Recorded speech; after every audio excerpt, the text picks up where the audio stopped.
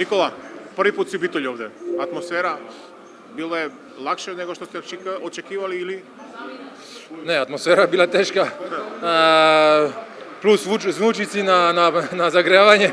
Ušao sam u prvo polovreme, bolila me glava, nisam ništa mogao. Atmosfera nevjerovatna, ali smo vrlo dobro počeli utakmicu u odbrani. Janik je dobro branio, u napadu smo svake šanse nudili, dali golove, tako da smo uzeli, već napravili razliku posle 5-6 minuta i tu nam je to dosta pomoglo jer znamo kako može biti teško tu, tako da smo vrlo zadovoljni sa utakmicom.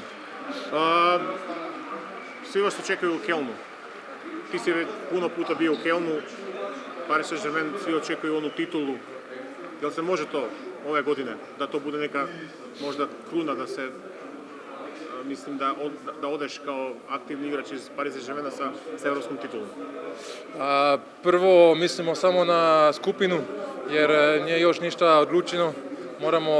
Želimo da se borimo za 2 prva mjesta i znamo da bi završili na 2 prva mjesta trebamo da sve da dobijemo i da možda Kiri Albor izgubi koju. Tako da uopšte ne mislimo na Final Four jer nismo baš dobro počeli u Ligu prvaka, tako da koncentrišemo se na svaku utakmicu koja dolazi i znamo da će biti teško i dugačak put do Kölna, tako da prvo hoćemo ući u osmine finale i četvrtfinale.